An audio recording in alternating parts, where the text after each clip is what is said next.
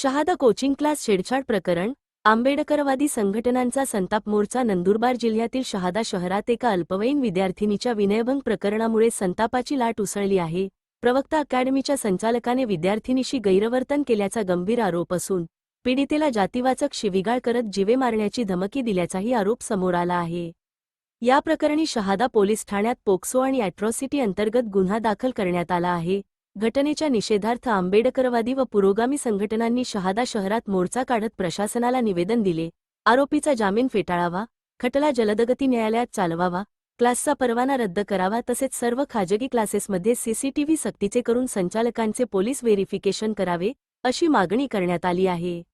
INDTV न्यूजसाठी पल्लवी प्रकाशकर यांचा report. Shahada येथे जी विनयभंगाची घटना घडली, शहादा येथील एका नाबालिग मुलीवर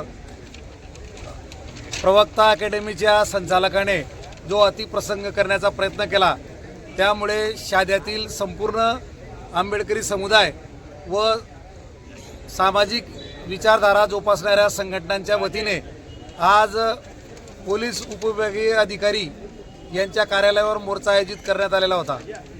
या मोर्चामध्ये शेकडो समाज बांधव आणि निवडक महिला यासुद्धा सामील होत्या।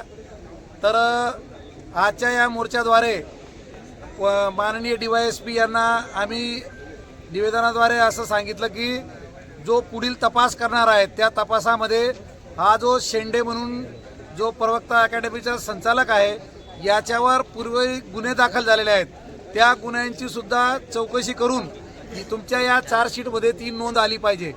यापूर्वी सुद्धा या संचालकाने अनेक मुलींचा विनयभंग केला असल्याचं शक्यता दाट आहे, कारण व्हॉट्सअप आणि फेसबुक माध्यमाद्वारे काही मुलींनी तशा कमेंट्स केलेल्या आहेत आणि त्या कमेंट्समधून जाणवत आहे की हा जो अकॅडमीचा संचालक आहे या संचालकाने यापूर्वी सुद्धा अनेक मुलींवर हा प्रकार केलेला असण्याची दाट शक्यता आहे।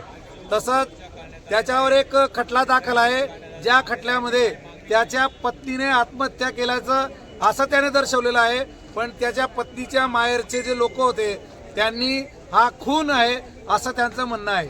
म्हणजे याचाच अर्थ असा आहे की हा माणूस समाज विघातक आहे।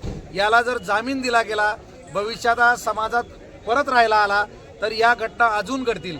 काही कार्यकर्त्यांचं असं म्हणणं होतं की याच्या मागे काही राजकीय शक्ती आणि काही विधी तज्ज्ञांची सुद्धा ताकद लागलेली आहे की जे याला वाचवण्यासाठी खूप प्रयत्न करतायत। खरं म्हणजे ही लाजिरवाणी बाब आहे की शहाद्यामधील काही विधी तज्ज्ञ अशा नराधमाला वाचवण्यासाठी प्रयत्न करतात, केवळ पैसा मिळेल या हेतूने जर वकिली करत असाल। मी सुद्धा LLBचा विद्यार्थी आहे, मला पण लाज वाटते की मी LLB केलेली आहे, कारण अशा नालायकांना वाचवण्यासाठी निश्चितच कायदा नाही, उलट सगळ्या शहाद्याच्या वकिलांनी एकत्र येऊन अशा माणसाला शिक्षा होईल यासाठी संघटित झालं पाहिजे असं मला वाटतं। आणि म्हणून आम्ही सगळ्यांनी याच दिशेने हा मोर्चा आयोजित केला होता आणि तो संपन्न झालेला आहे।